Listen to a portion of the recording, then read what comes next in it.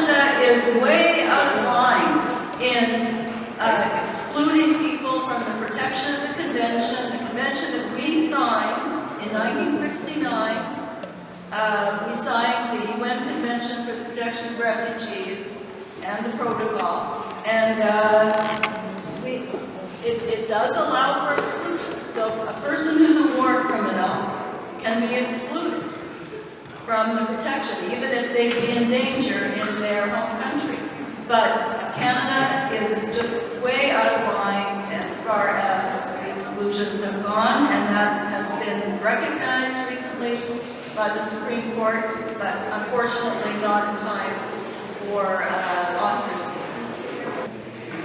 I mean, you notice in this room there's a very strong sense of solidarity among there are Canadian-born individuals, but then there are also people who came to Canada as former refugees themselves from various parts of the Spanish-speaking world. And what I've noticed is that there's a really wonderful capacity for grassroots organization, for activism, for advocacy that emerges out of these communities, obviously based on your experiences, which somehow Canada doesn't seem to offer a lot of opportunities for you to be able to use your capacity to its fullest. And in this situation, I'm just wondering, is there anything that can be done within there's a reason why Canada has a large Spanish-speaking population, yes? And is there a way that the community can make interventions as well? And not just, the refugee protection community, but the larger newcomer community as well. Because there's common experiences among everybody.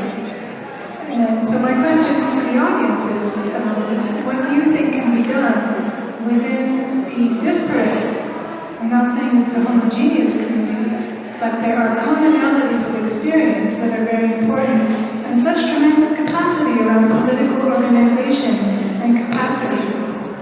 I don't know if any of you would like to have a closing kind of observation, comments, a way to go forward?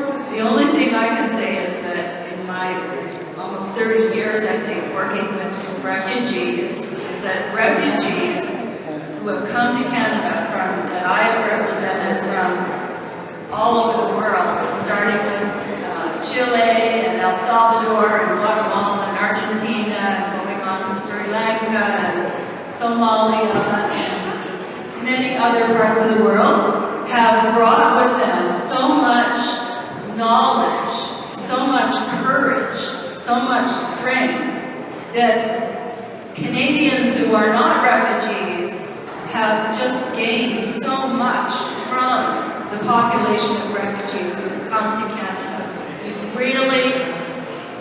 You're building this country, and I am desperately wanting to stand up and say, we can't lose these people. These are wonderful people that belong here now, and we need them.